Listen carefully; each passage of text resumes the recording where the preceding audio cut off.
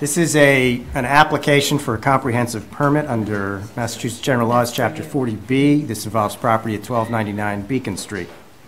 For the record, my name is Jesse Geller. To my left is Randolph Micklejohn. To my immediate right is Johanna Schneider. To Ms. Schneider's right is Kate Poverman. Still. Tonight's hearing, what you will find is we will have a series of hearings that will focus on different topics.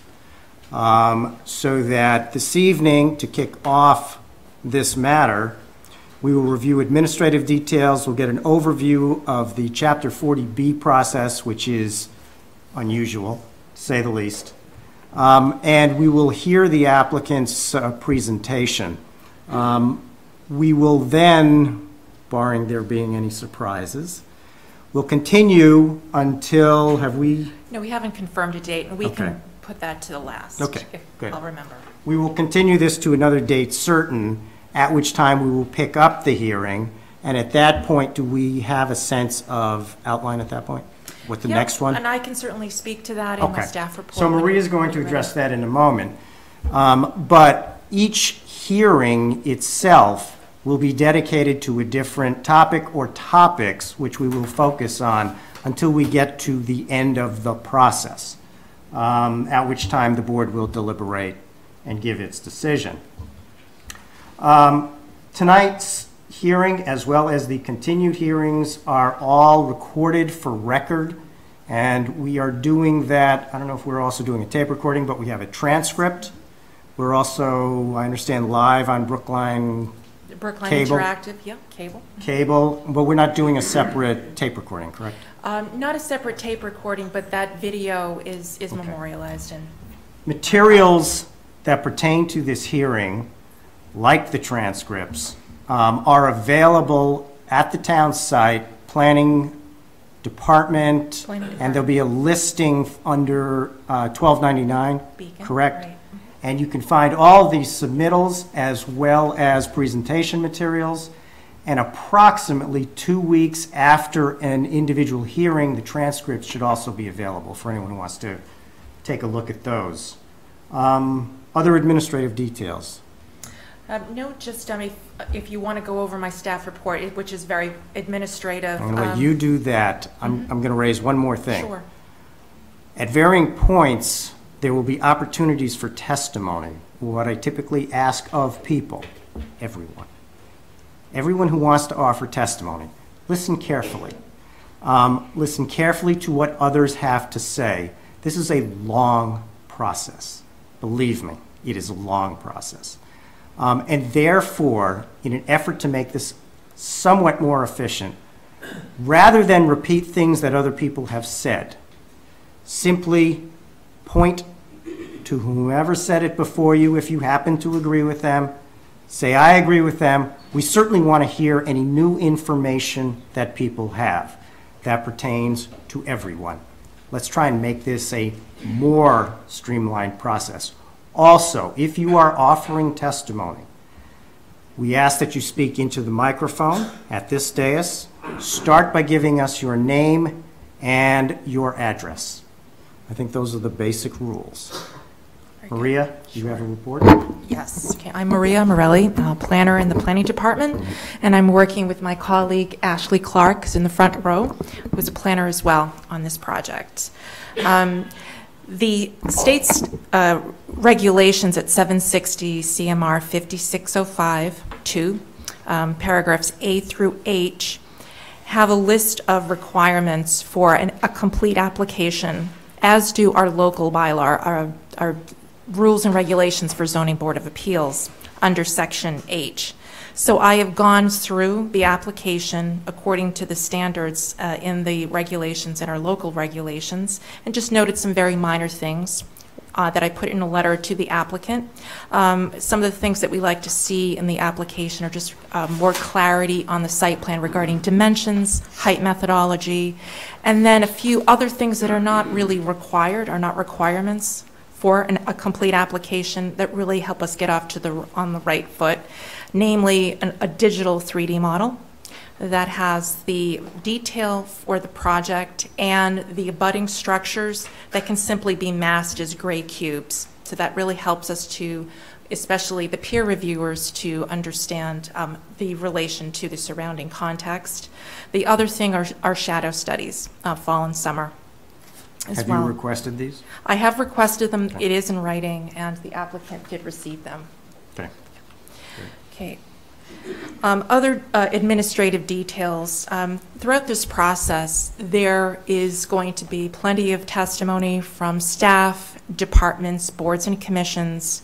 And the ZBA, as Judy will note, also has the opportunity to work with peer reviewers, consult with peer reviewers on a variety of technical areas, namely parking, traffic, site and building design. And so we just, for the record, if you could ask the applicant, if the applicant would be willing to pay for the independent technical peer reviews for design, traffic, and parking. Yes, and I'm also going to throw in there the Yes. stenographer.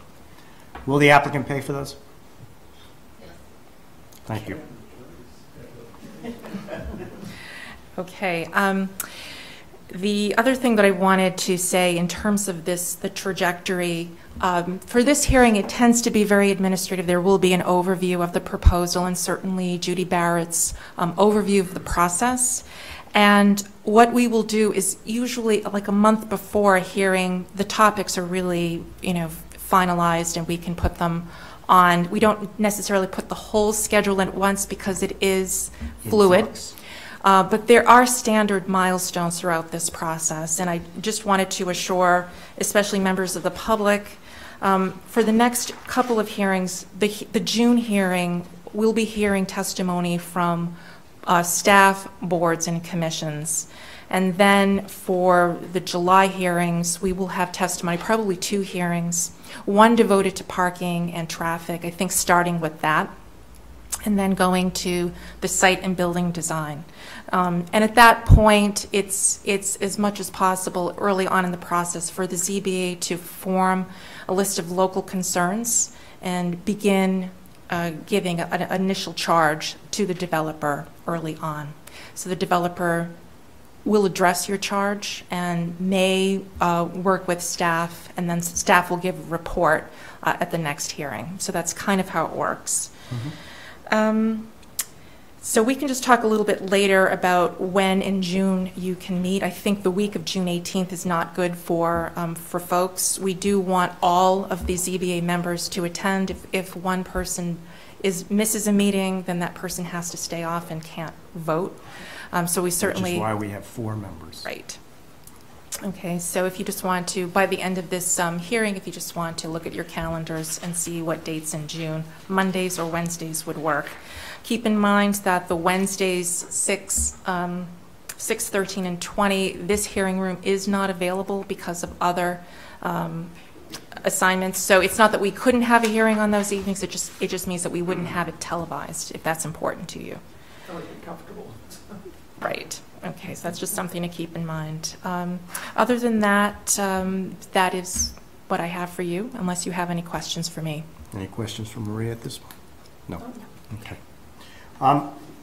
What we're going to do next is we've worked with Judy Barrett on 4, 5, 6, many projects in the past. Judy is our 40B consultant. And as we typically do, we ask that Judy give a somewhat brief overview of the 40B process as well as the do's and don'ts. Yes, it is. This is it. Yep. Of course.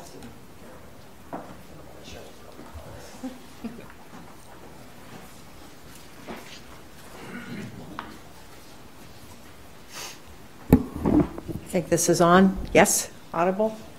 Good evening, and I have a bit of a talk I like to do about Chapter 40B and how the process works with the Board of Appeals. I tweak this presentation from time to time. So board members, you'll see some new content, and any of you who've been at any previous hearings, this will be a little bit different, but a lot of it is the same because, of course, the process has been in place for a very long time. But one of the things I have discovered over the years is that there's a lot of confusion about what Chapter 40B actually is.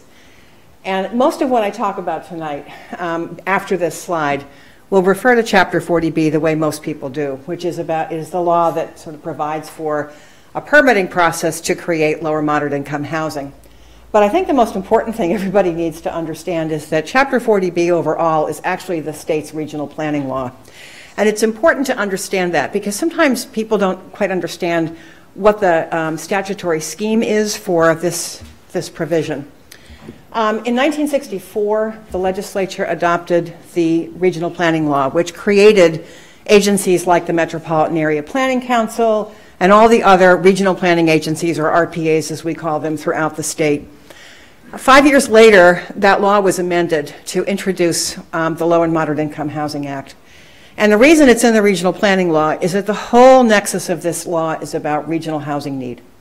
So certainly while you're trying to create more affordable housing in a community and try to address local needs while you're doing that, the real kind of framework for this law is about meeting regional housing needs. So it assumes that if your community has a certain percentage of your housing that is available and restricted for occupancy by lower moderate income folks, that you have met your sort of regional fair share responsibility for providing affordable housing in your region, which happens to be the Boston metropolitan area.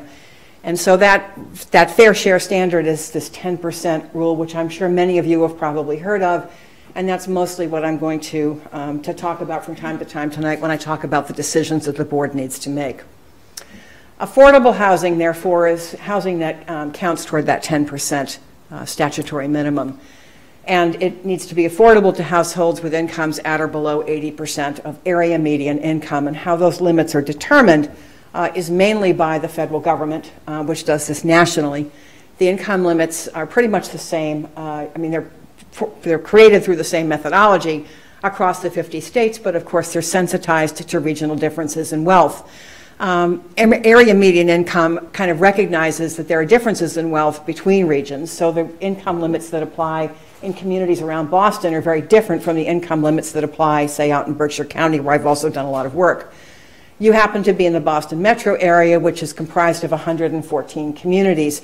And so the income limits that we're talking about here are derived from a median for those 114 communities and all the households that are within them. This is a snapshot of the most recently published income limits, just to give you a sense of what this all means. 80% of the median for a family of four, which we almost have none of anymore, but family of four is the sort of standard, is currently $81,100. So a household that makes that or below would typically be eligible for an affordable home. Down to a household of one, where the maximum income limit is $56,800. So this just gives you a little bit of a picture about what these income limits look like. And arguably, some housing developments actually aim to address people who have more need than that. So you will sometimes see income limits that are lower than those, and that's because certain programs are aimed to address the needs of people who are below that 80% of median standard. To count on the subsidized housing inventory on that 10%, affordable housing has to be available to everyone who's income eligible in that sort of metropolitan or regional area that's defined by the federal government. And just to be clear, these regions are basically labor market areas. So if you think about where do people live and where do they go to work, it's sort of a labor market geography. And that's what you're in this Boston metro area. So housing has to be available to anybody who's income eligible in that region. And it has to be offered for sale or for rent through what's called an affirmative fair housing marketing plan that is designed to ensure that people know there's a housing opportunity in your community or any other town that happens to be creating lower moderate income housing in the Boston area. Of course, some so-called local preference is allowed. The board can't dictate that. The town can request it, and the state subsidizing agency that's involved with the development can certainly approve it. But it is allowed. It's just that you can't do it for all the units in a particular development. So under Chapter 40B, the most common thing we talk about is this 10% minimum. There are two other ways in which the town might be deemed to, quote, comply with the law. Comply is kind of a misnomer because you can be over 10% and still be approving comprehensive permits. But just to sort of be clear, if you meet any of these so-called thresholds, this board would be able to either deny an application or continue to approve it, but perhaps put conditions on it that the applicant would not like very much. And the bottom line is that the applicant could not appeal through a so-called expedited process with the State Housing Appeals Committee. So those thresholds are, first of all, are you at or above 10% of your total year-round housing units that are affordable? Another threshold is, even if you're not at 10% on housing units, is enough of the land in your community occupied by lower moderate income housing that you meet this so-called land area minimum, which is 1.5%. And some of you may have heard about that. There's been a lot of controversy about that recently in the Boston area. And the third threshold is kind of a temporary one. It's if you have a lot of lower moderate income housing under construction in your community at a given point in time, so that it's covering land equal to or greater than 0.3 of 1% of your total land area, the board would be able to deny an application or impose conditions and not be overturned by the State Housing Appeals Committee. So the reason that applications are in front of your board, and have been for the past few years, is that A, this is a very desirable community, and B, Brookline hasn't quite yet met that 10% threshold. There are other ways that the board can exercise more control over these developments. I don't really like to describe it that way, but to be able to impose conditions perhaps, or even deny. And these are all a creature of regulation. These are not in the statute. These are things that the Commonwealth has tried to create to sort of encourage towns to create more lower moderate income housing. And one is having a housing production plan that is certified. And Brookline was actually in that position recently. A housing plan was created a couple of years ago, and the board had approved enough comprehensive permits to reach a numerical target that allowed the board to say we could take a break for a year or not. And no surprise, the stream of Chapter 40B applications kind of slowed down at that point. Another way to kind of hit a threshold is, even if you don't have a housing production plan, if you create enough units in a given year to meet what's called the recent progress rule, the board could also deny an application if it wanted to. That's a higher standard. Allison, I think we computed that once, and it's 590 something units, is it not? What? 524. You know that number in your sleep, don't you? A third standard is a review of large projects. There is a cap threshold, sort of a cap in the state regulations, over which an application really shouldn't go because it would be deemed to be too much housing being infused in the community's housing market in a short period of time. That would be another threshold that might allow the board to turn down a development. And then finally, this concept of related the applicant has to meet three sort of basic statutory requirements in order to even be here. One is that it's either a public agency, a nonprofit organization, or a for-profit developer that agrees to a limited dividend agreement, if you will, to basically limit their profits from the development. And that's a piece of documentation that comes a bit later in the process, but they have to agree to that or they can't even be here. Another is that they have evidence of site control, meaning they either own the site or they have a purchase and sale agreement or something that says, I do control this property. And the third and kind of critical piece is that there's a letter called a project eligibility letter from a subsidizing agency, which is typically Mass Housing. It could be Mass Housing Partnership. It might be Mass Development. It might be the Department of Housing and Community Development. Those are the four agencies in Massachusetts that tend to issue what we call PELs. Without those three pieces of documentation, the application doesn't belong here in front of the board. So there's an assumption if they're here that they have that information. They have to provide at least a preliminary plan showing what their proposal is. These are not final plans. These are not to the level of detail that a planning board might see if it were doing site plan review on a development. They're allowed to do sort of a preliminary plan, which is, better than a sketch, but it has to be, dimensions have to be apparent on the plan, and you have to have a sense of what the applicant's proposing. But they don't necessarily have to do a lot of, site studies and so forth at this point. They do those later.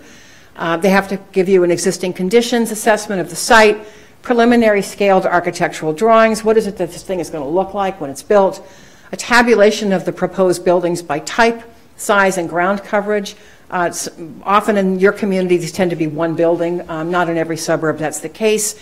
So you have to sort of give a tabulation of how many buildings are we talking about, how big are they, and how much of the ground do they cover on the site. Sometimes a 40B application might involve a subdivision, and if it does, there has to be a preliminary plan showing how the land will be divided into lots. There has to be a preliminary utilities plan and a list of waivers. And this is really key because the law essentially works this way. There's an assumption in the statute that, that but for the relief an applicant can get from the board under Chapter 40B, they would not be able to build the proposed lower moderate income housing.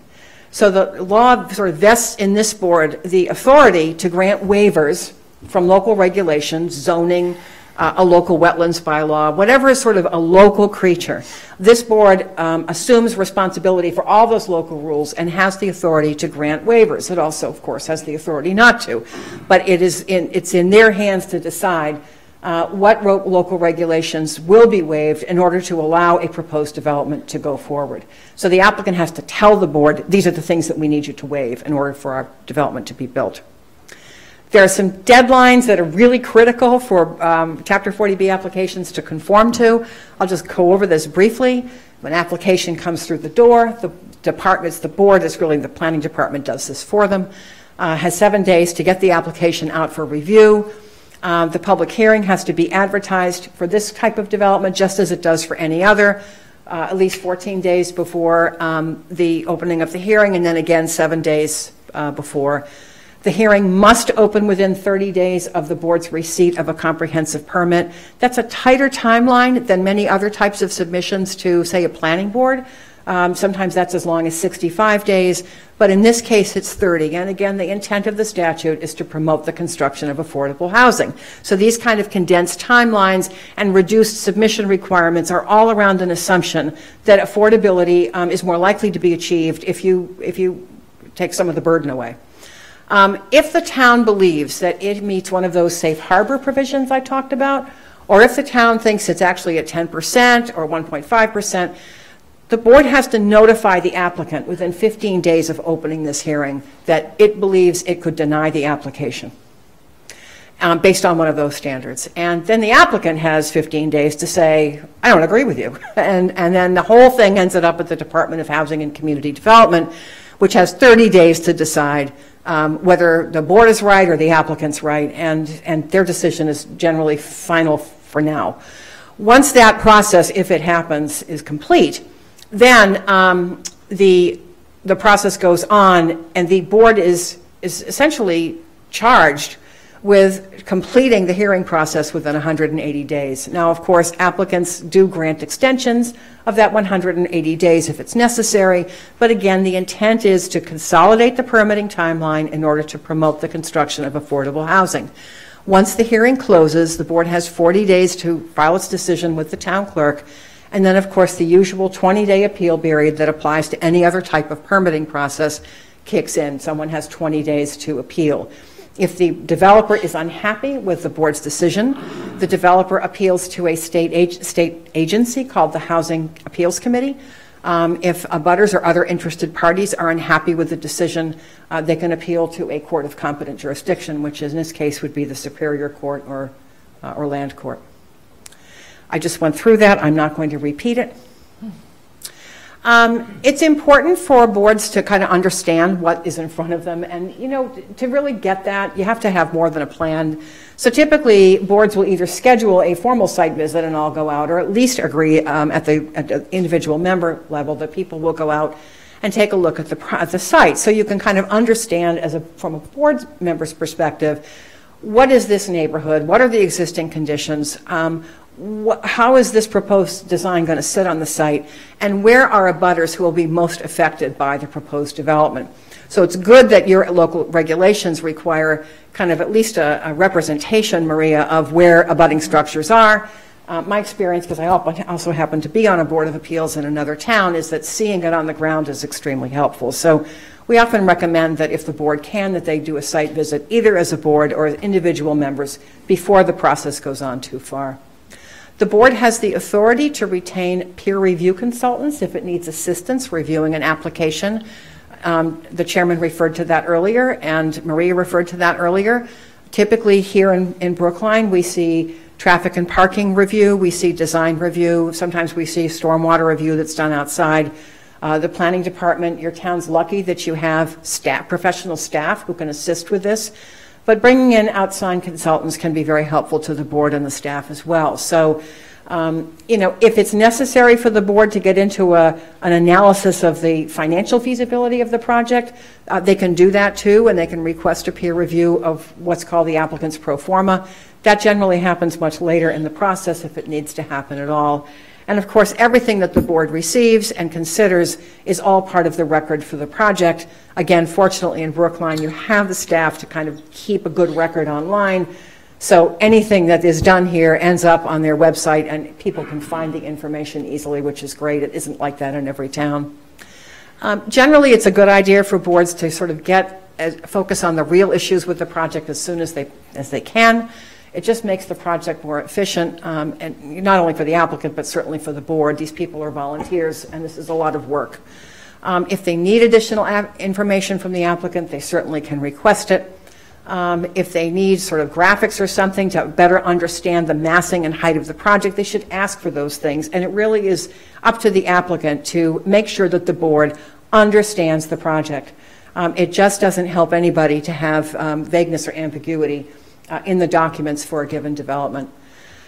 The board, as I said, has jurisdiction over kind of all local approvals. They all sit here. A good example of where there's a difference is if a project is near a wetland that is regulated by the State Wetlands Act, your Conservation Commission retains jurisdiction over that.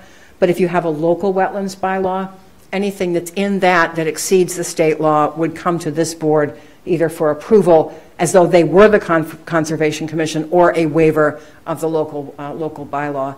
But the applicant has to say, these are the waivers we need, and it's up to the board to kind of evaluate each of those, which this board always does. There are things that are not in the ZBA's purview, and there are things, I just want to make sure everybody understands this, because really what the board's job is to evaluate the physical and operational and design aspects of the project. Like any other proposed development, those are the things that you look at. What's it going to look like? How's it going to operate on the site? Is it safe? Is access safe? Those are the things that development review entails. What it does not entail in this process, certainly, or ideally in any other one, is the particular impact on municipal and school facilities, which are available to all the other residents in the community. Fiscal impact studies, what will this cost our town, if anything, or what will the surplus revenue be, if any. The board can't control tenant home buyer selection. They certainly can request that the applicant consider working with the town to seek local preference, but can't require it, can't dictate what the affirmative marketing plan will be. That is all a function of state regulation and state guidelines. Monitoring for profit is done by the subsidizing agencies, not by the community. And a market study is also kind of beyond their jurisdiction. Typically, the subsidizing agency will require that when you get to a point later in this process, after this board is done, called final approval. This board has done an outstanding job negotiating with applicants. I have to tell you, I'm impressed. I brag about Brookline all the time because I think you've just done such an exemplary job here. But ultimately, when all the testimony is in hand and the waivers have been discussed, the board then has to negotiate with the applicant. And in some communities, that continues to be done at this level. In some communities, it's done in what's called a work session. Those happen in a variety of different ways. I think that the practice here has been for the staff to kind of work with applicants in work sessions at a staff level and report back to the board what particular conclusions or findings were made. Of course, the authority always sits with the board. You can't have a side process going on that's invisible to the rest of the world and having decisions made in that. But sometimes for the sake of efficiency, staff will sit down with the applicant and try to work through specific details and come back to the board and make recommendations. Ultimately, what the board needs to do in this process is balance a series of local concerns with that regional need for affordable housing. That is what this law is all about. It's balancing regional need for affordable housing with what are considered valid local concerns under the statute. And those consist of public health, public safety, environmental impact, design, open space, local planning, and sort of other local concerns, which is kind of a catch-all. But don't get carried away with it because it's really still all about the physical, operational, and aesthetic characteristics of the project. These are the issues the board can consider. These are the things that they end up having to balance against that regional need for affordable housing. There are typically deliberations involved. and you try to sort of do this in an orderly way. The chairman's correct that you take these topics up one at a time and kind of go through them and determine, are you okay with things as proposed or as revised or not? Ideally, the board would discuss kind of at least the conditions of a decision before closing the hearing, so the applicant has a chance to say, I disagree with that, or it's going to make my project uneconomic, or the public knows what the conditions will be. Excuse me, did I just do that the wrong way?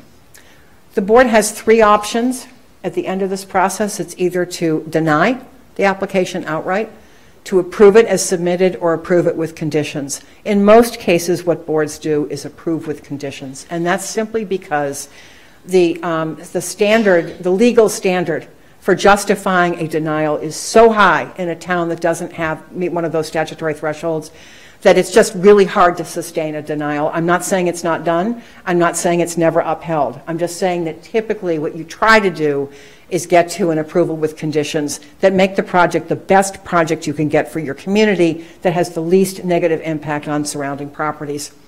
Conditions really kind of can't make the project uneconomic, meaning that the applicant can't build the development. So that's part of this balancing thing, is how far can you go to make it a better project before you've made it uneconomic. The conditions or requirements kind of have to be consistent with those local needs I referred to earlier. So any conditions in the permit have to be in the box of those local concerns, can't go outside that. And the board can't reduce the number of units, simply because they don't like the density. There has to be some technical reason anchored in those local concerns that are within the board's purview. Appeals, as I said, by the applicant would be made to the State Housing Appeals Committee, or to others, to the Superior Court or the Land Court. I won't talk about this too much, except to point out that several years ago there was a state Supreme Court decision that kind of framed really what the board's authority is, and those local concerns I mentioned earlier are both in the statute but also reinforced in this Amesbury decision, which is basically a decision that says there are things the board doesn't have the jurisdiction to regulate, and thou shalt not go there. And that relates to the things I had on an earlier slide about matters that the board really can't regulate in its decision. After this process is over, the applicant still has to go to whatever the subsidizing agency is for what's called final approval. That is when more detailed plans will be prepared, typically a market study is done at that point. The final kind of location of the affordable units will be determined at that point. Changes sometimes often do come up after this board has done its job, in part because the applicants only have to do preliminary plans up front, and invariably they're not adequate. So it's not uncommon for an applicant to have to come back and request some kind of a change to the permit, and the board has to decide, is this a big change, in meaning we should open the public hearing, or is this a moderate change that really is consistent with the plans that we approved, basically a de minimis impact on the original decision. There are a lot of other things that happen too outside sort of Brookline, but the regulatory agreement, which is what regulates the projects, the pricing of the units over time, resale values for homeownership units, rents for rental units, and then a monitoring agreement. How is the restriction going to be monitored? If any of you are familiar with conservation restrictions and you know that so-called CRs have to be monitored, well, affordable housing restrictions are the same way. They have to be monitored to make sure that someone's in compliance with them. If there is no activity under a permit after 3 years, it lapses. Most applicants will try to make sure that doesn't happen. There could be a transfer of the comprehensive permit. The board would be informed of that, but the subsidizing agency is the one with final say over whether the recipient of the permit actually is competent to proceed. And then, of course, inspections during construction to make sure the project's being built as proposed. And so that is it, but I'm happy to take any questions if you wish. A couple of nuanced issues. Sure. One, just clarify, we talked about the possibility of meetings and the ZBA members' charge to the developer, but to be clear, we don't design this project. That's correct. And that's an important difference. Yep. We can't take a pen out and a piece of paper and say, build this. Right. You can't hire an architect or have a peer reviewer come in and say, why don't you, I mean, they can make recommendations. You can make recommendations. You can make requests. But what the board has to respond to is the application in front of it. And so thank you for that clarification. That's an important point. And then secondly, the role of existing conditions. It's rare that a project exists where it's on raw farmland, Right. and certainly rare for Brookline. Yes. And the role that existing conditions play in the consideration. No, that's a good question, too. If there is an existing safety issue that the town has not addressed, the board can't impose on the applicant responsibility to cure that entire problem. The board can certainly say to the applicant, you're going to make it worse, so you have a financial responsibility for fixing a piece of it. That would be true in any kind of development. But if there's a condition right now that kind of creates a safety problem for cars, for pedestrians, for bicyclists, it's important for the board to know that, but the board can't really make the applicant kind of take responsibility for fixing the entire problem. So does that get at what you were asking? That's exactly. Yeah. Yeah. Okay. Any other questions for Judy? No, thank you. No? Okay. Okay. All Thank done? you. All right. Okay, we're going to call the applicant's team to give us their presentation now. Mr. Engler?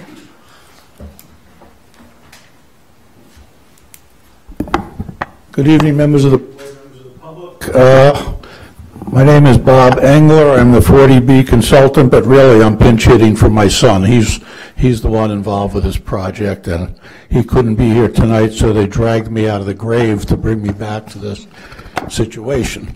I think what Judy said was terrific, and what the questions you raised were a couple of things I was going to mention just as preparatory to our presentation tonight, which is focused on design and traffic.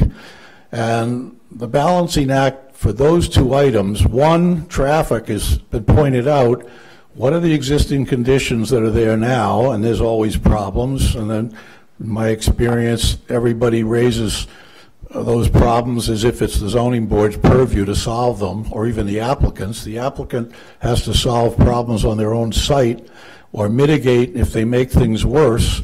And they have to look at safety. Volume is not as critical in 40B as traffic safety. The balancing test is it's unsafe for pedestrians, unsafe for the cars, and not, well, as now it's gone from a level of service B to C. That's really not the issue, but it is information that gets discussed. So that's part of the traffic issue. The more complex thing is really the design question, because the balancing test talks about appropriate design and the impacts of design on the neighbors, which some things could be measured like shadows, other things can't be measured, quality of life, things like that become very difficult. And even under 40B and all the case law, it is not at all clear that 5 people won't have 3 different opinions about what's contextually appropriate. And we know that design in 40B is going to produce waivers for height and massing that don't exist, because otherwise you wouldn't get the affordable housing built, because it's very expensive to put the burden on the developer to build the affordable units. So it's usually not done within current zoning. Therefore, there's issues about how much bigger will we allow this project to be than what's allowed under current zoning in order to meet the balancing test with the regional need. So that's difficult. And I have to say that Brookline has done a terrific job, in my experience, with several of these, with their peer review consultants and with their staff help and with the board, to really fine-tune the design issue so that at the end of the process we have something either that nobody likes, so it's successful, or that people grudgingly agree this is a better product at the end than it was in the beginning. So we have to get there. It's been said here earlier, it's a lengthy process. We'll get there and we'll see where we come out. But to quote Joel Embiid from the Philadelphia Warriors, unfortunately, trust the process. This is a 40B process, and whether you trust it or not, at the end of 180 days, there'll be something coming out of it. So with no further ado, we'll discuss architecture and traffic tonight with our same team that you met and dealt with at 1188 on Route 9 and Hammond Street with that project, which was also for 55 and older, as this one is. It's targeted to seniors that are 55 isn't even a senior anymore from my point of view, but at any rate, that's what the law says. So it's targeted to people over 55, and we'll let Haril go through the, if it is Haril, whoever it's going to be, go through the design process first, and then we'll get to the traffic. Thank you. Just give me 1 second here while I call up the presentation.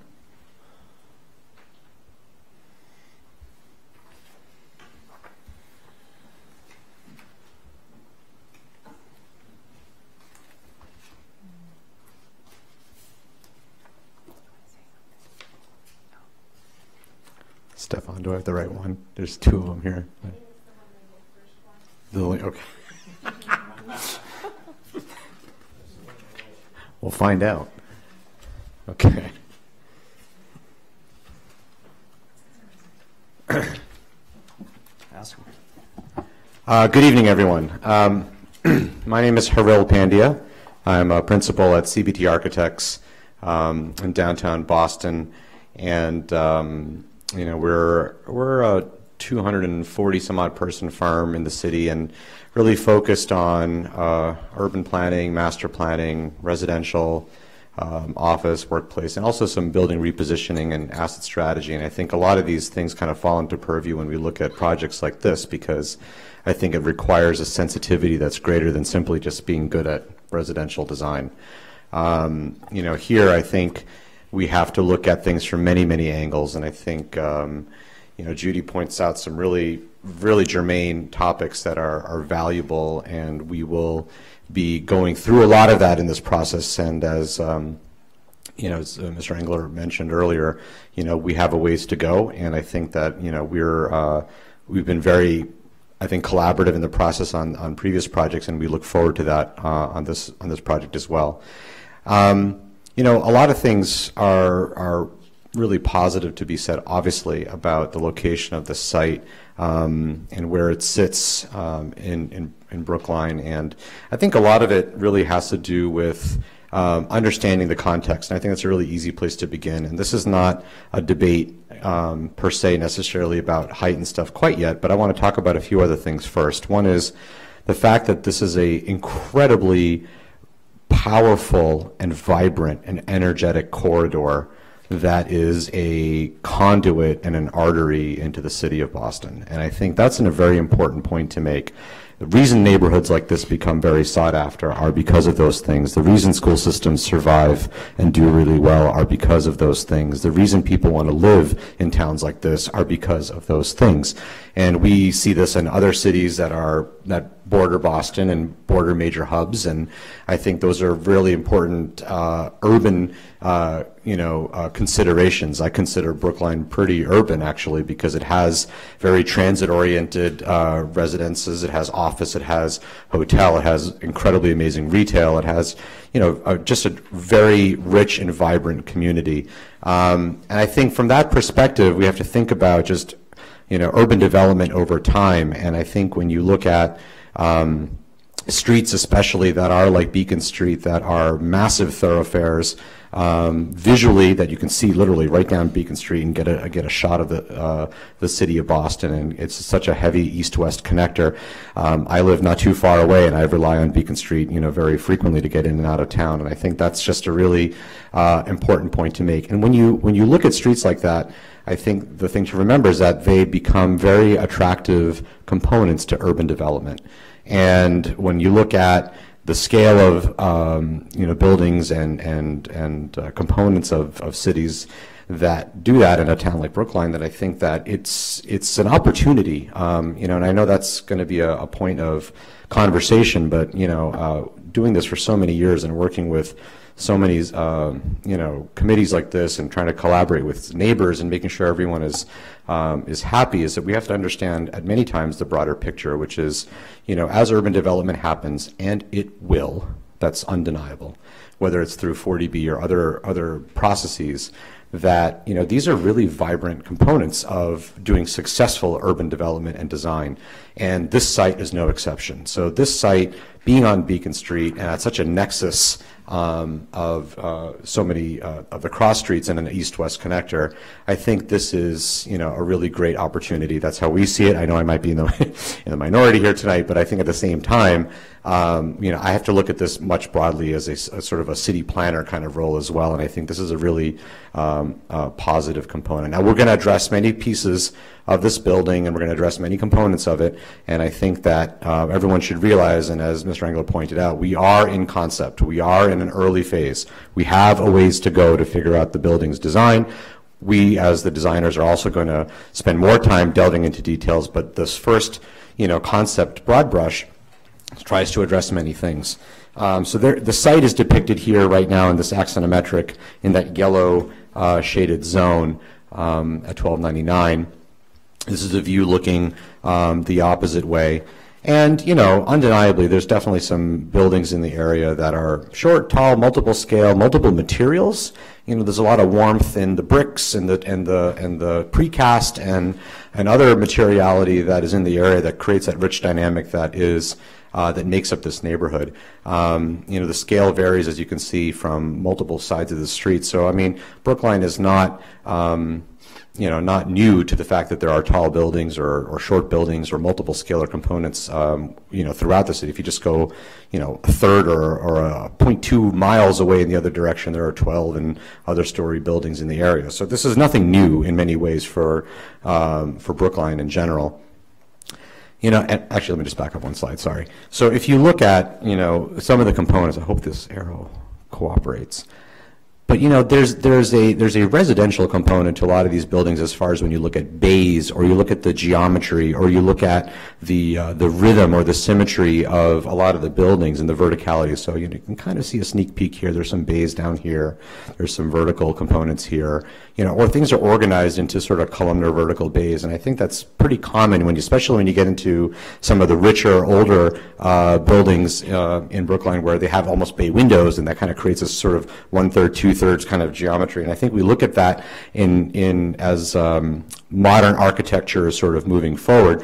And these are more inspiration images. These are not obviously buildings in the area, but, you know, some of the things that are going on here are sort of a more modern or contemporary use of things like brick, and modern and contemporary uses of precast, and thinking of ways to actually advance architecture. So, you know, the thing obviously as architects and designers we don't like to do is sort of Control-C, Control-V, you know, the designs that are in the area and just copy and paste things around. I think for us, as we try to like reinvent, look at and see how forward progressing we are as architects and designers to try to advance the development of Brookline in that particular fashion. So these are just some, I mean, there's probably many, many more, but, you know, the upper left is a little bit more warehousey industrial. The lower left might be a little bit more rhythmic that you would see in maybe like a New York or something like that. And, but, you know, we draw inspiration not only from states and cities and towns in the area, but even internationally. I think it's important.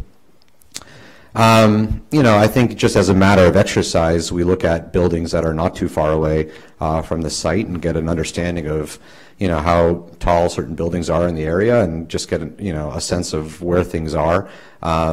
You know, who's to say in several years from now the buildings aren't even taller than that? I mean, we're seeing it right now in many parts of other towns and cities, and I think that's just inevitable. Again, I think we look at the transit-oriented nature of Beacon Street and how that is progressing, and I think ultimately it's inevitable because construction costs are so incredibly high that to kind of really master and do development well, you know, going up is really sort of the only reasonable thing in this day and age to consider. So we have buildings that are 100 feet, 140, 160. I mean, the 161 seems a little bit further away, but you get a sense that, you know, it's in the area.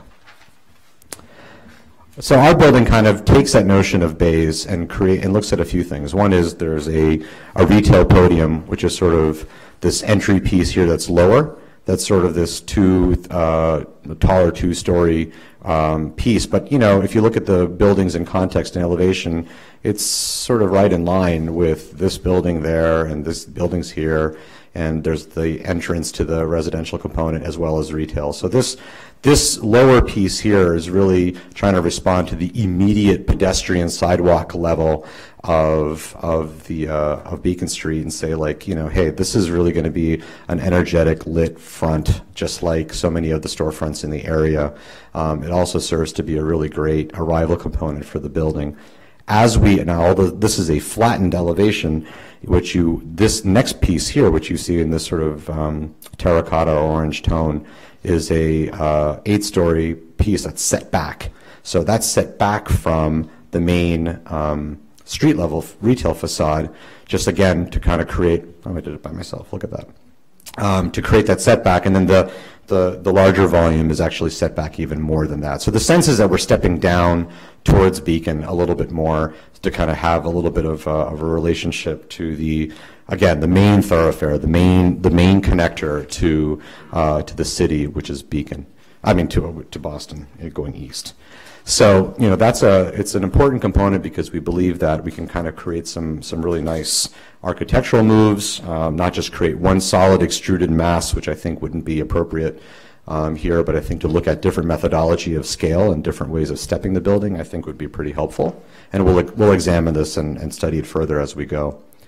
You know, looking in the opposite direction, I think it's the same relationship of the building, just again stepping back and trying to create some bays and some stepping for the windows and the fenestration so that there is a dynamic relationship to the facade. This is the south side. So the interesting thing about, you know, the building here is that the Sewell side of it is the south side, and so that's where, you know, obviously the sun's at its highest, so a lot of the shadows are actually going towards Beacon. And since Beacon's obviously east-west, that, you know, you're only casting some shadows onto the roof, and we'll examine this as we go further, and you'll see those studies going forward. And this is just, you know, a conceptual rendering of the idea of having a dynamic retail front that would be, you know, energetic and seeing some activity and energy, again, responding to the height of its neighbors in the area, and then stepping back would be the first residential piece at 8 stories, and then the 10-story piece right behind it. So you can even see the building sort of back in here, you know, not too dissimilar in height and pretty close by. That kind of gives a sense of the scale of the area. You know, it's arguably has components which residents, you know, that would be at this building obviously would provide a lot more lift to the businesses in the area. I think that would be helpful in all cases. I think we always want to do that. So if you start looking at it in plan, this will just kind of go through all the plan relationships. So we do have parking on one level below at approximately 99 spots. That would be on stackers at one level as you come in through a lift system, something again that you guys have seen in the other project, and we've been able to demonstrate its success when we were talking about it then. So that would be the parking level.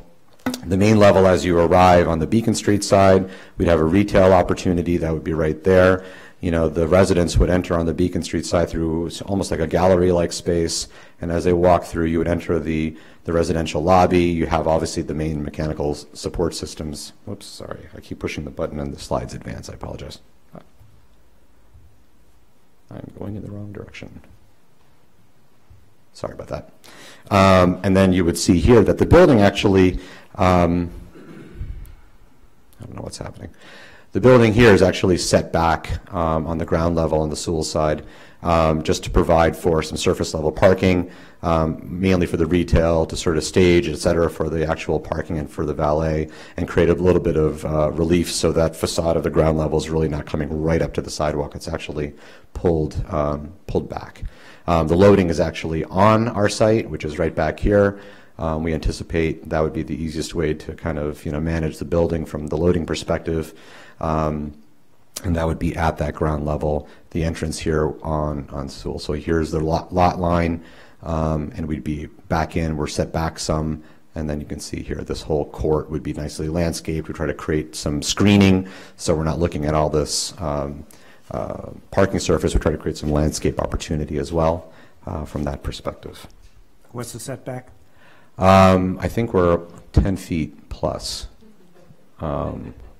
which is, from the lot line. So then, then in the second story, we have, a second story retail opportunity on the Beacon Street side, and then we have some amenity components for the residents, whether it's fitness, we have a lot of, in this day and age, we're seeing a lot of, this in our shared economy, if you will, a lot of shared spaces that work really well. And I think there's an opportunity to have some reading rooms, library, kitchen maybe area if you're going to create events, that kind of thing. Maybe there's a conference room for folks who want to co-work while they're there as well. But we anticipate that amenity to be on the second story. And I have my lefts and rights confused. And then for the first piece of the 8th story, we do about 10 units per floor, and that will be in that lower 8-story piece. And then as you move up the building, so this is just a typical layout of how a couple of these units would lay out, a 1-bed and a 2-bed. And then as you get up to the 10-story piece, it's only 7 units a floor for the last 2 stories there. So that's how it kind of lays out, and this is a section kind of cut through the building, if you will, to kind of understand how the building is stacked. Again, first 2 stories being the retail and amenity space, parking below, and then the remainder up top for a total of 74 units in the building. This is the longitudinal section cutting across from Beacon to Sewell, and you get an understanding of how the building steps back a little bit from Beacon on. And this is just a site plan, something you've already seen. We can always come back to this. So we're at around 120 some odd feet tall, and again, 8 stories and 10 stories, not unlike other buildings in the area. And trying to get the 100 spots. We're we're transit oriented, very close to the Green Line and the bus and whatnot. Obviously, we're in an Uber society as well, so I'm sure there'll be a fair amount of reliance on rideshare and autonomous vehicles not far away. I know we're talking to a lot of developers right now that are really focused on the autonomous stuff, which is a reality, and it's going to be it's headed our way. So I think this gives us a summary of where we are to date. Again, very concept and a lot of things to iron out and figure out. We look forward to working on that process with everyone and trying to figure out the project. And with that, I'll hand it over to Giles to talk traffic. Can I ask one question? Hang on just a minute. Oh yeah, sure. What is expected to be in the retail property? Because it's hard to tell if 6 spaces are going to be enough unless we know what that is. Yeah, I don't think we have an actual retailer on board yet. I think the sense is that I maybe defer to ownership to talk about the retail. Right. So the existing Nina's that's there may remain in the new retail space. What is the size of the existing retail space? The street level is about 5,000, but really the trend at this point is smaller than that. And is there a second floor to it as well? No. It's just single story? For retail, and there's some storage and other kind of stuff in the lower level. But in the evolving modern concept of retailing, some of those things would be quite different. Thank you. I had a question about your height comparison slide, which showed the heights of some of the taller buildings at some distance on Beacon Street. Could you provide us with the heights of the buildings that immediately abut the project site, please? Sure, we'll get that to you. Okay, anything else? Just so I understand the setbacks that you're talking about, the 10-foot setback, can you show exactly what you're talking about with that from the lot line? So this is the upper floor. So this is no, I mean the bottom floor. The secondary front yard on Sewell? Right. So so it shows the parking and how much of a setback there is between the parking garage and the lot line. on all sides? So the building face on the ground level is this far back. The top floor is what was 10 feet back from the actual lot line. So then the net gross mass of the building on the Sewell side is 10 feet back from the lot line. On the ground level, because of all the parking and everything that's there, I don't have the exact dimension in front of me, but I can get that to you. The building itself with at least 10, let's see, that's probably 10 feet for those 2 parking spaces, probably another 30, it might be almost 40 feet by the time you get back to the facade of the entrance of the building, and that's why. So you have that much parking surface or surface area that's set back from the lot line on the ground level, and then as the building goes up at the lot line, it's 10 feet back. So What is that hatched line that runs roughly parallel to Sewell? That one right there, that's the building above. That's set back at 10 feet. That is the line of the building above the ground floor. Correct. So it's, what is it, Cavalier, what's it called? Cantilever. Right, so the building cantilevers over this area just to kind of create a covered parking, if you will. And you say there's 40 feet from the entrance of the, Approximately. Driveway. From the lot line to the door, call it. out to the garage, how much space is there? It's probably more because it's a triangular wedge. I can get you all the dimensions in our next submission, or sooner. Thank you. Randolph, anything? Okay. Anything else? Okay, thank you. Thank you. Should I give you just like a ground floor plan of sorts? Oh, sorry. That's right.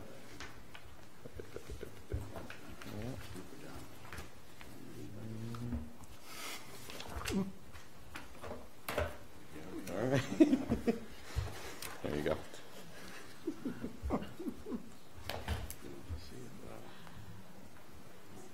Good evening. For the record, Giles Ham, managing principal with Vanessa and Associates, and I apologize. The traffic graphics won't be as exciting as the architectural, but I'll do my best.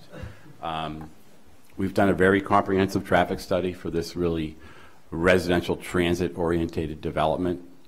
We've done the study in consultation with town staff, and it's completed with regard to industry standards. And I'll try to be very brief. So we look at 8 study area intersections within the area. Take your time, don't be brief. Okay. 3 intersections along Beacon Street, Sewell Avenue here. The site's located right here, out to St. Paul Street and Harvard Street. So it's a very extensive study area for this project, and we selected this in consultation with town staff. We look at weekday morning period, weekday evening period, and Saturday midday period. So we look at 3 study conditions in terms of the peak hour traffic. In the area, so the site's located here. We do have Trader Joe's here. The site's located here, post office, temple, and there's a child care center. So there's a lot going on here. It's a very busy area. But our focus here is really to identify how do we minimize our impact here, and how do we provide safe conditions for this project. That's kind of our charge. I think as you heard earlier, we're not here to cure the post office or Trader Joe's. That's just not our charge. But it is part of the existing conditions that we have out there. This is really just a graphic from the traffic report in terms of this is Beacon Street, Sewell Avenue here. And so graphically, these dashed lines are all sidewalks. So you have an extensive sidewalk network within this area. These blue cross lines are all sidewalks and crossings that signalize locations. So you have a very strong pedestrian network here. These are called bike showers or bike lanes, so there's also a bicycle network within the area for bicycle traffic. There's transit stops out here, so it's a very multimodal area, transit-oriented development. And when we develop in an area like this, that just helps to minimize the impact because a lot of people here are just not going to drive. Wait, what do you base that on? Pardon me? What do you base that statement on? So it'll be documented in the study, but we actually have U.S. Census Journey to Work data that we look at, And that documents through the census data the amount of people that if they're traveling to work, whether they'll bike or walk or take transit. And that'll be provided in the technical appendix of our study and will be reviewed by your peer consultant. Do you take into account that this is an age-restricted building and whether or not they have greater or lesser demand for cars as a result? So the age-restricted, typically, yes, we do. We've been conservative in this analysis, but typically age-restricted, you'll have less traffic, less peak hour traffic, less traffic per unit because of the age-restricted type of use. What about the ratio of people who are living and the actual usage of cars, i.e., for this, is 99 enough? Is it too little? In terms of parking, so we'll get into a whole parking analysis, and we certainly feel, and you'll be part of your peer review consultant, but we feel that that's adequate parking for this project, and that's something that we will look at as we go through this process. You're really not going to be able to see these numbers, but this is just within the report. These are the actual traffic counts. This is the weekday evening peak hour. We're not going to test anybody on these numbers, but basically Beacon Street is obviously the heaviest traveled roadway. This is the afternoon 1 hour from 5 to 6. There's about 1,800 cars an hour that travel Beacon Street, very busy roadway. In contrast, Sewell Avenue in this area here, where it's one way, is about 275 cars an hour in a 1 hour period that was counted. The site itself has about 35 peak hour trips today. As you may or may not be aware, that Trader Joe's does use the parking lot, and that's primarily Trader Joe's traffic in and out of the parking lot today.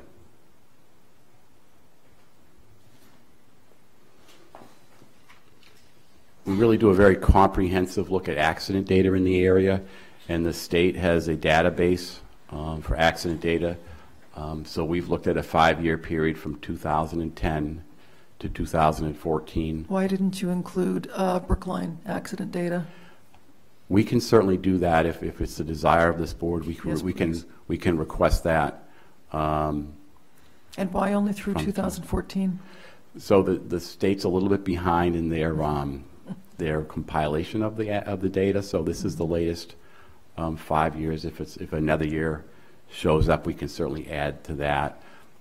So, and if you could get the Brookline data for the same period, but also through to 2018 to the extent it exists, that would be great. From the police department, yes.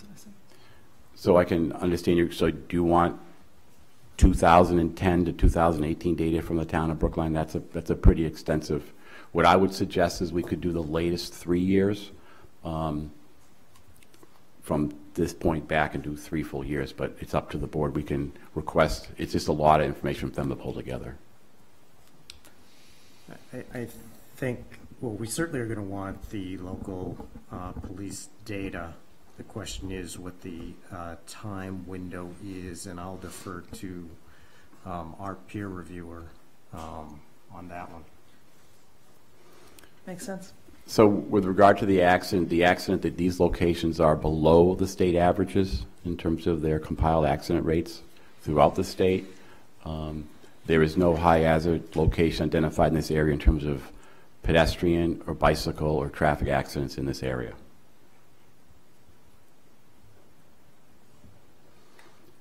In terms of traffic generation, we just use standard traffic generation information to estimate the amount of traffic, and it's broken up in terms of residential trips and retail trips. We've assumed a 65 to 75% reduction for the transit usage. Again, that's based upon journey to work data that will be provided for your consultant to review. And so the total amount of traffic is, the morning peak hour is 16 vehicle trips, 33 vehicle trips during the afternoon peak hour, and 25 trips midday period. Keep in mind this is a transit-oriented area. These numbers will be reviewed by your consultant. We're confident in them. It's interesting that the amount of traffic in the afternoon and Saturday midday period is less than what's utilized there today with the Trader Joe's parking lot. So there'll be less traffic on Sewell Avenue during some peak hours as a result of the changes here. Just quickly, this is how we distribute the traffic along the corridor, and basically, not to get in a lot of details, about 65% of traffic's on Beacon Street, and the rest would be north and south of the corridor. I think that makes sense to everybody.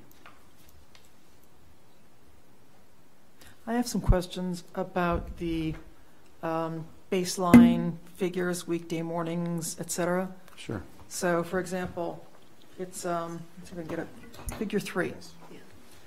Figure 3, weekday mornings, what you said was between what periods exactly? 8 to 10? The morning peak hour is generally between 8 and 9 a.m. in the morning.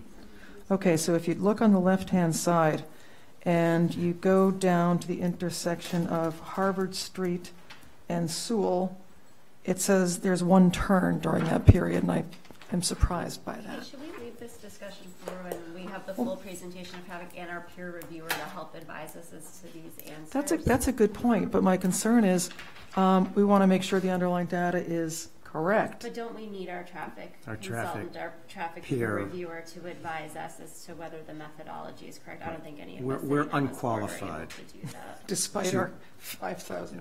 No, that's fine. I have no problem with that. So we'll get back to it in a couple of weeks or months.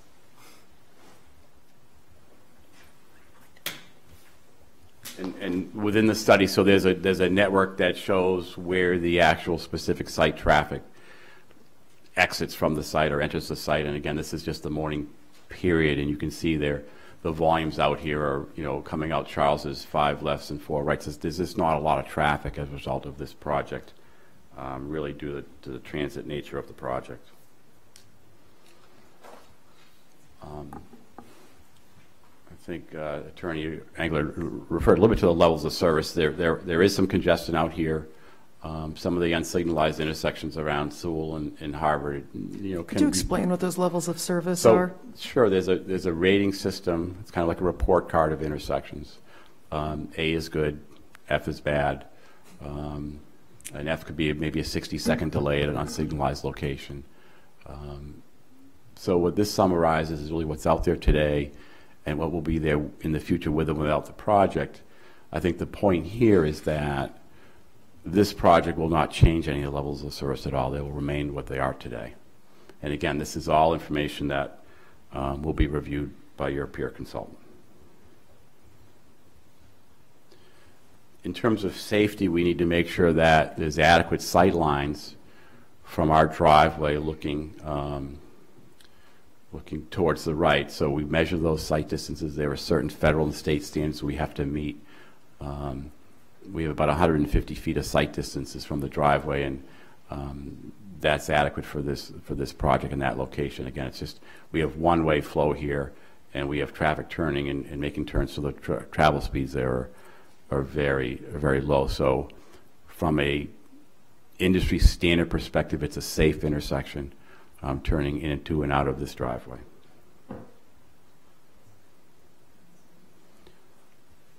On Beacon Street, we're proposing there's metered parking out there. I think it's a two-hour limit out there today, I think. So we're proposing modifying some of the parking out there to allow 15-minute short-term parking for drop-offs in front of the building, and something that we would work with transportation staff. We've done this at other locations within the community to modify the parking to service the project. And then finally, we just make a set of recommendations in terms of the project. So the site driver will be under stop control. We'll make sure that any landscaping is set back and not to restrict sight lines on Sewell Avenue. We have the drop-off area on Beacon Street for either taxis or just drop-off or pickups. Standard in the communities have a transportation demand management program, really to emphasize non-auto travel. So we'll post transit schedules. We'll have bicycle racks on site. Electric car charging station probably will be in the garage. for the employees. We encourage tenants to have discounts for MBTA usage for their employers to encourage use of the transit service. And then finally, as a follow-up to a project like this, we have a monitoring program where we monitor traffic after development's opened up and provide that information to the town just to compare the traffic before and after it's opened up. So that's kind of a summary. But overall, I think it's important. The project does have an impact in the area, but it's a relatively small impact in the area. And when you compare to what the use is out there today, it's very comparable, or even less in some cases, in terms of what's out there today. Can I ask one question? Sure. I mean, it sounds to me like what you're describing is an elimination of spaces that people now use to park at Trader Joe's. Is your traffic study going to address where those cars that currently park there are going to go within the neighborhood, what available parking resources, what impact that's going to have on the availability of parking in the immediate vicinity? So when we had an initial meeting with town staff, we talked about that issue. So the traffic that parks in our lot today will no longer park there. We didn't take that traffic out of the network. We kind of left it in the network. It's going to be up to Trader Joe's is where they're going to locate their future parking. Well, I guess my question is a little bit different from that. If that parking is not relocated in another private lot, I guess my question is whether or not either you have or you will be studying the impact on neighborhood parking when those cars, assuming they're not placed in another lot, and I can't think of a lot where they would go, where those displaced cars that currently park behind for Trader Joe's are going to park, and what the impacts on the supply of parking at meters, for example. You already mentioned that you're going to be seeking to eliminate a couple of meters. It seems to me that there is going to be an impact on the available number of parking spaces in and around Beacon Street. I'm wondering if that is something that you have or are planning to study. That's something that we've not studied to date, but we could study on-street demand and surveys. Let's back up for a minute. How many spaces are on the existing lot right now? Do you know? There's 32 spaces. And 20 of them are leased by Trader Joe's. Okay, so 12 of them are, I assume, for use by Nina's. Yes. Okay. Okay.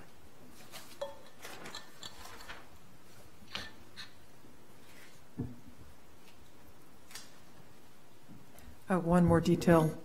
Is it anticipated that any employees will use the surface ground or the ground parking spaces? Or would it just be kept to retail customers? Employee parking.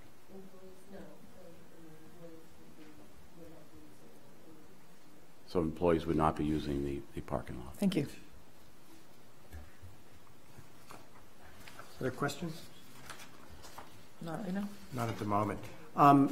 Again, I just want to be clear, our sort of limited scope of discussion on this particular topic, traffic, which is extremely important, obviously, because the things we do look at are health and safety. It's not lack of interest. It's simply that we are actually going to have an entire hearing that's going to be dedicated to this topic.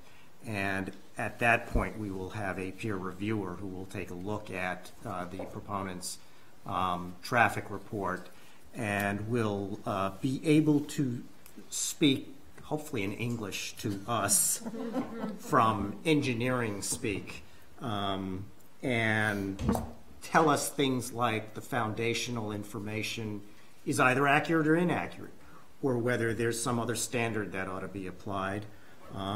Whether, for instance, the intersections that they've chosen to look at are adequate or inadequate, and the peer reviewer will assist us to sort of formulate an idea of whether we agree with this, we don't agree with this, whether it's adequate, whether it presents, in our minds, a safety issue.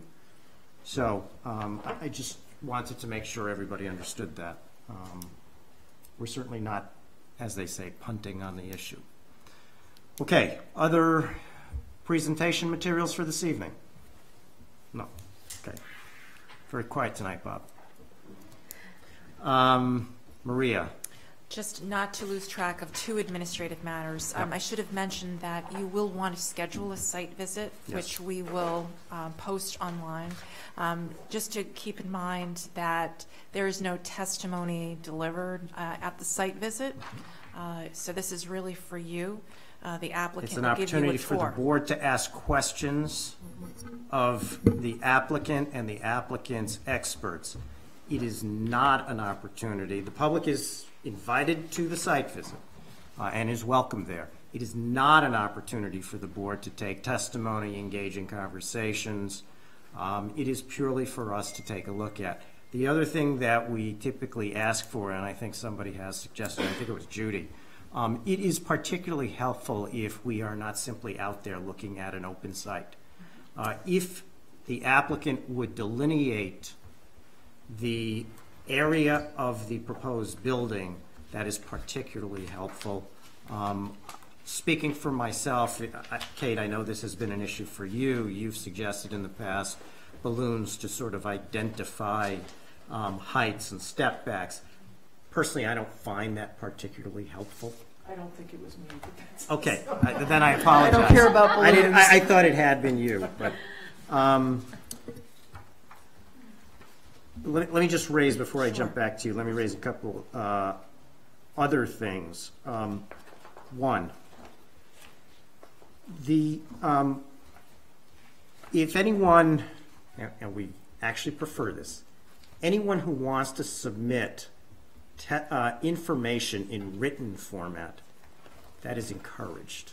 It actually gives the board an opportunity to see things, review things in advance of the hearing. So anyone who wants to take pen to paper or computer key to computer, please. All we ask is if we have a hearing, we only accept submittals if we receive them by, I don't even know. I deliver them as immediately. You don't look at it So even anyway. if it's like, I do, I read everything. I have the rule of thumb of if you deliver it to me after about 4 p.m., I will not see it for that hearing. That's just my basic rule of thumb. That's one. And comments, those written materials should be submitted to the planning department to Maria's attention.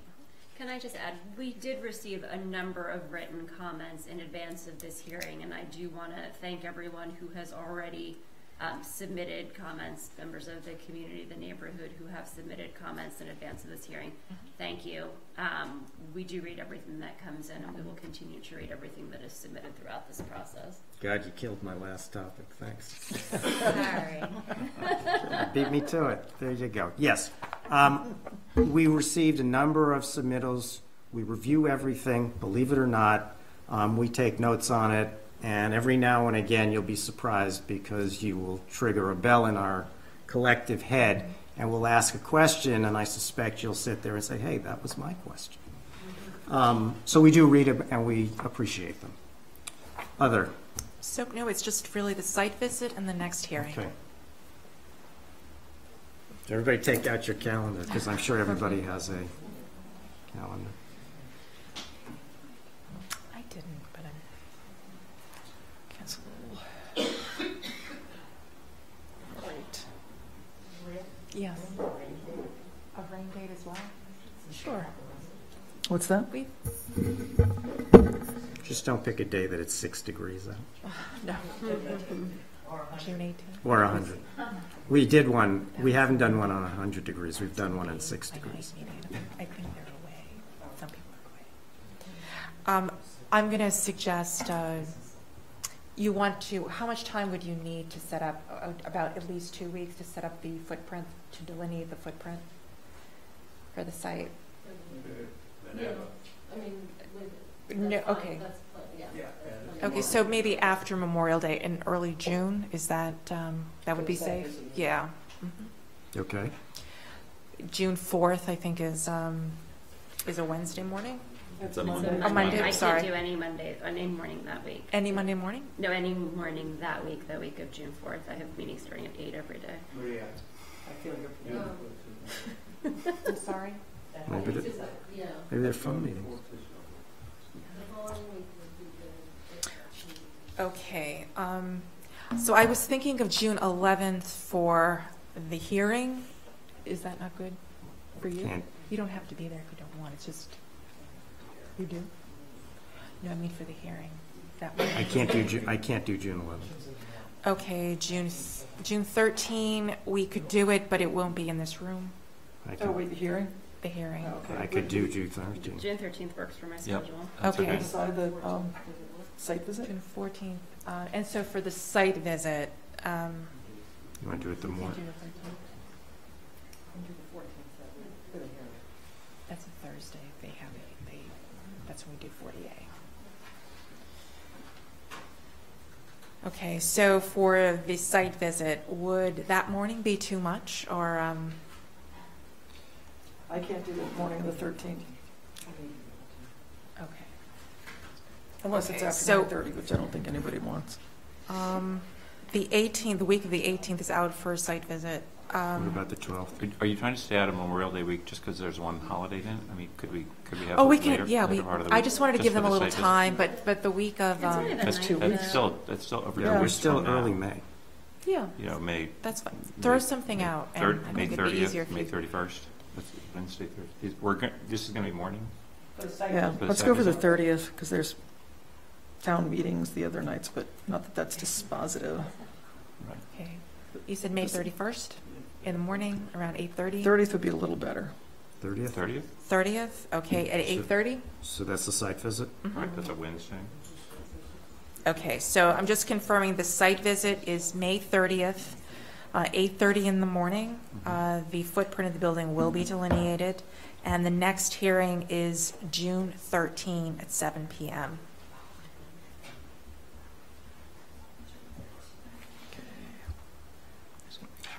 Can I just ask something about this is about the site visit and the delineation. My guess is that there's probably a pretty well-developed existing conditions survey drawing. If we could have that brought, a couple of Oh, copies, yes. that would be really handy to have Absolutely. when we're on the site visit, and it'll be a good reference document when Yep. we're back. We'll bring here. both existing and proposed Yeah. site plans as Okay, usual. thank you. Yep. Yeah, the existing, that's what's not in the architecture Yep. package tonight. Okay, Maria, now. What's the date of the hearing? Go back. Wednesday, June 13 at 7 p.m. 7, thank you. Can't make it. You can't do that? The 12th? 13th. I know, but I'm suggesting the 12th if Judy can't make it on I the... can't do the 12th. The only night I have free that week is the 14th, and I think you said there's a conflict. Well, Well, we could The just actual do the hearings 8th. does are 40A. quick.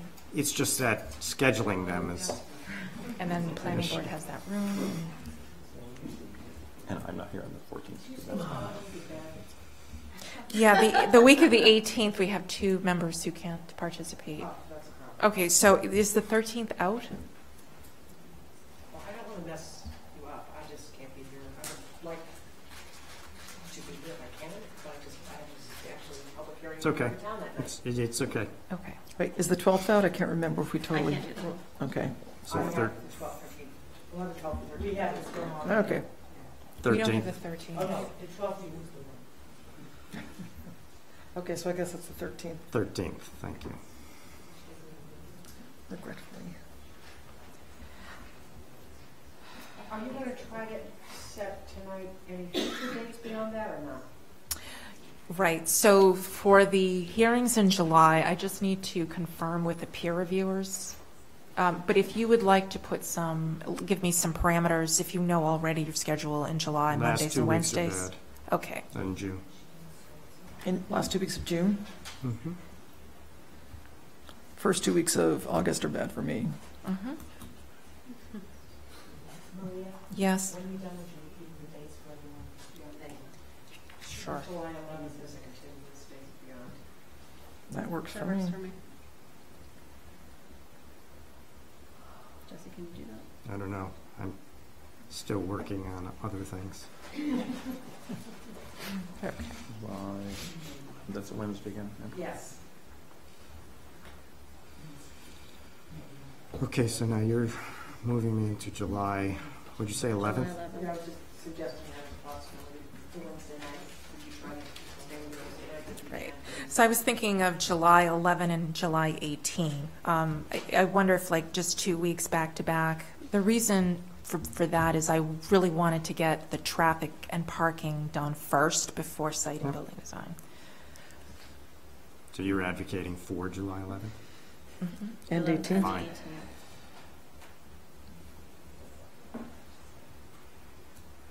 Wait a minute. Oh, I'm sorry, I got confused.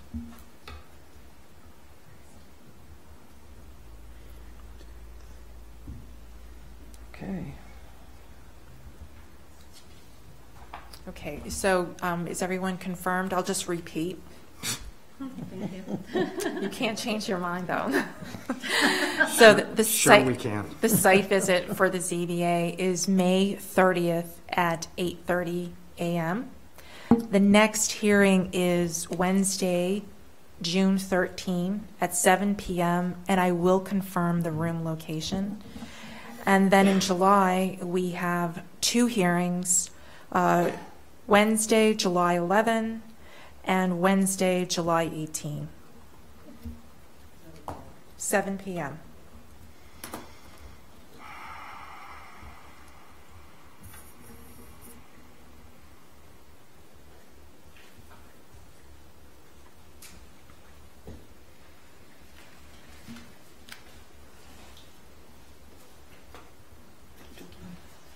Okay. So, for anybody who is listening, we are continuing this until June 13th at 7 p.m. I think they said we can actually use this room. Yes? Yes. And there will be, in the interim, a site visit on May 30th at 8:30 a.m.